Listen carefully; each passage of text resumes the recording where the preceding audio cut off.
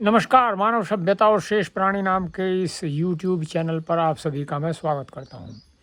जैसा कि आपको विदित है, हम कुछ रामायण महाभारत और वैशेषिक दर्शन इनका हम अध्ययन करते हैं। और इसी कड़ी में आज हम महाभारत का अध्ययन करते हैं। ये वैशेषिक दर्शन मैंने इसलिए इसमें जोड़ा है कि वैशेषिक दर्शन को जानने से हम लोगों को बहुत सारी जो हमारी शंकाएं हैं या जो होती हैं या जो इसमें महाभारत और रामायण में हमें कुछ दिया है वह हमारी भली भांति समझ में आ सके।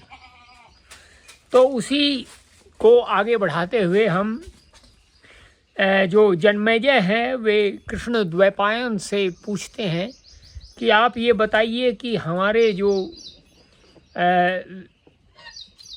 पितामह कह लीजिए या ये कह लीजिए जो हमारे पूर्वज थे, उनके मनों में ये जो बुद्धि भेद है ये किस प्रकार से उत्पन्न हुआ।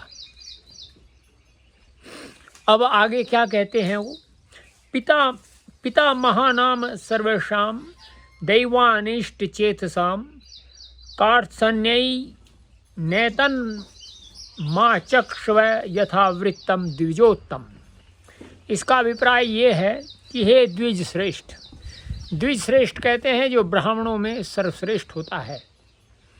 प्रतीत होता है कि प्रारब्ध ने हमारे प्रारब्ध होता है, एक प्रारब्ध जो है वो उसको कहते हैं जो संचित कर्म होते हैं और जो उनका फल होता है, और वह दूसरे जन्म में हम उसको प्रारब्ध बोलते हैं। जो संचित कर्म होता है, जब हमें वह कर्मों का फल प्राप्त होता है तो हम उसको कहते हैं कि ये हमारा प्रारब्ध है। ही प्रेरणा करके मेरे उन सब पितामहों के मन को युद्ध रूपी अनिष्ट में लगा दिया था। उनके उस संपूर्ण वृत्तांत का आप यथावत रूप से वर्णन करें। अब यथावत रूप से वो वर्णन क्या कर रहे हैं। सोतिर्वाच तस्य तद्वचनम श्रुत्वा कृष्ण द्वैपायनस्तदा ससास शिष्यमाशीनम वैशंपायनम अन्तिके। जन्मेजय का यह वचन सुनकर कृष्ण द्वैपायन व्यास ने निकट में ही बैठे हुए अपने शिष्य वैशंपायन को यह आदेश दिया। क्या दिया। व्यास उवाच, व्यास ने कहा, क्या कहा। कुरूणाम पांडवानाम च यथा भेदो अभवत् पुरा तदस्मै सर्वमा चक्ष्व यन्मत्ते श्रुतवानसि। वैशंपायन पूर्व काल में कौरव और पांडवों में जिस प्रकार फूट पड़ी थी, जिसे तुम मुझसे पहले सुन चुके हो, अर्थात उससे पहले व्यास जी ने वैशंपायन को ही वो सारी बातें बताई थी। वह समस्त वृत्तांत राजा जन्मेजय को सुनाओ, क्योंकि उस समय जन्मेजय सिंहासनारूढ़ थे। आगे वैशंपायन उवाच, क्या कहते हैं वैशंपायन। अक्षणम कुरु महाराज विप्लो अयम अनुक्रम है पुण्याख्यानस्य वक्तव्य कृष्ण द्वैपायनेरितः। महाराज इसके लिए कुछ समय निर्धारित कीजिए, क्योंकि व्यास जी द्वारा कर्मानुसार वर्णित यह पवित्र व्याख्यान या आख्यान बहुत विस्तृत है और वह सब आपके समक्ष कहकर सुनाता हूँ। अब आप देखिए, जो मैंने पहले आपको एक बात बताई थी कि व्यास जी से तो वो वैशंपायन ने सुना, वैशंपायन से सोनक ने सुना, और सोनक ने से सौती ने सुना। तो ये जब तीन व्यक्तियों के मध्य कोई एक बात होती है या एक कोई घटना होती है तो वह घटना जो कि त्यों प्रकट नहीं की जाती, तो उसमें कोई ना कोई भेद उत्पन्न हो जाता है। आप साधारण रूप से विचार करिए, उसमें भी आपको भेद अवश्य ही मिलेगा। तो इसी प्रकार से ये जो भेद हम जय भारत और महाभारत में देखते हैं, ये भेद भी जो कथा या जो वर्णन व्यास जी ने जो है वो अपने शिष्य वैशंपायन को सुनाया, वह जय था।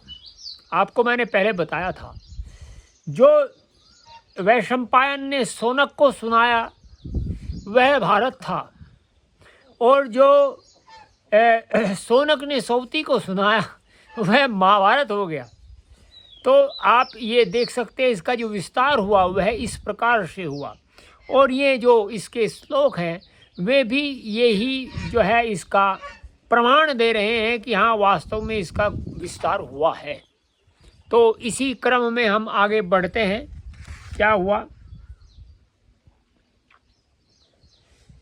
अस्मिन् अर्थस्य धर्मस्य निखिलेनो लेनोपदेश्यते इतिहासे महापुण्ये बुद्धेश्च परिनैष्ठिकी। इसका क्या अभिप्राय है?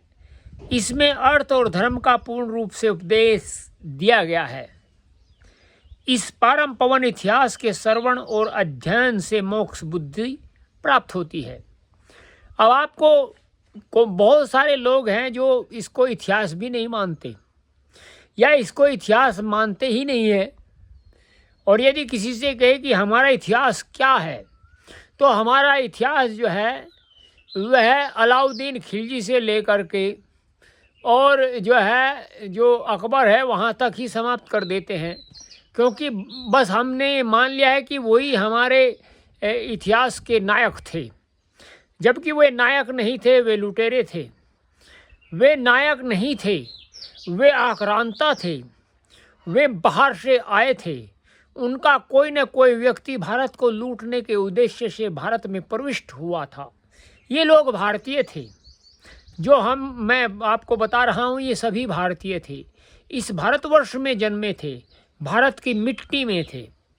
तो आप जैसे देख सकते हैं वर्तमान काल में जो भारत के अंदर कार्य कर रही जो सरकार है या जो जिसके अनुशासन में ये देश चल रहा है वह भारतीय है। वहाँ जो उसमें जितने भी व्यक्ति हैं वे सभी भारतीय हैं। बहुत सारे जो ऊपर के व्यक्ति हैं वे तो शुद्ध भारतीय हैं, वे तो भारत में ही पढ़े, यहीं खेले कूदे, यहीं के समाज में उन्होंने अपना जीवन व्यतीत किया।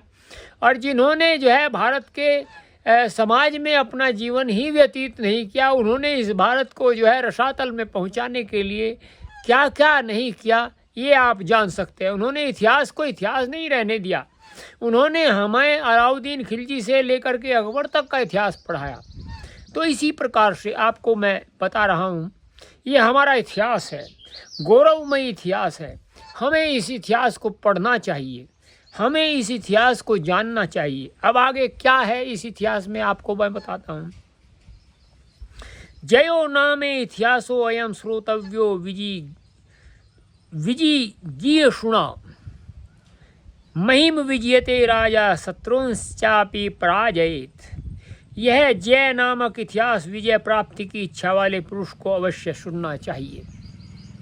ये महाभारत का यही एक श्लोक कह रहा है कि यह जो जय नामक इतिहास है विजय प्राप्ति की इच्छा वाले, और विजय प्राप्त जो है वो बहुत सारे, शरीर पर भी विजय प्राप्त हो सकती है, इंद्रियों पर भी विजय प्राप्त हो सकती है, और अन्य बहुत सारे कार्यों में विजय प्राप्त की जा सकती है।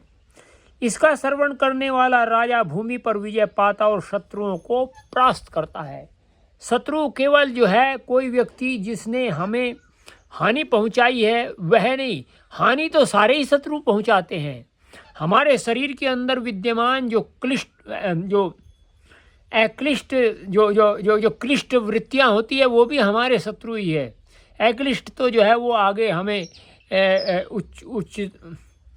उच्चता की ओर लेकर के जाती हैं। तो इस प्रकार से हमें अपने इतिहास को जानना चाहिए, हमें इतिहास को पढ़ना चाहिए, हमें इतिहास को सुनना चाहिए और बार बार पढ़ना चाहिए। जिससे हम अपने इतिहास को से जुड़े रह सके। हम कहाँ थे, किस प्रकार से हमारा ह्रास हुआ, हम किस प्रकार से उन्नति कर सकते हैं, यह हमें हमारा इतिहास बताएगा। हमारे इतिहास के अंदर विद्यमान वे सब बातें बताएंगी कि हाँ, हमने यहाँ ये भूल की, इस भूल को सुधारा जा सकता है और इस सुधार करने के पश्चात आगे बढ़ा जा सकता है। तो यही मेरा उद्देश्य यही है कि आप इसको पढ़ें। इतिहास है ये, हमारा गौरवमय इतिहास है ये, हमें आक्रांताओं का इतिहास नहीं है। ये हमारे मध्य में उत्पन्न हुए हमारे भारतीय लोगों का इतिहास है। हम यदि उनका इतिहास नहीं पढ़ेंगे तो हम किसका इतिहास पढ़ेंगे। हम भारतवर्ष के रहने वाले हैं। भारतीयता हमारा जो है वह पहचान है, हमारे जीवन की शैली है। सनातन हमारा धर्म है, सत्य सनातन वैदिक धर्म है। तो इसी उद्देश्य के साथ में आपको ये वीडियो कैसे लगा, और आपको अच्छा लगा हो तो आप चैनल को सब्सक्राइब करिए, लाइक करिए, शेयर करिए और कमेंट करिए। और इंस्टाग्राम और फेसबुक पर भी आप फॉलो करिए @सत्येंद्र मलिक के नाम से। आपको इसी प्रकार की हम वीडियो आपको इसके ऊपर, चैनल के ऊपर प्रेषित करते रहेंगे। फिर मिलते हैं कल आपसे। नमस्ते।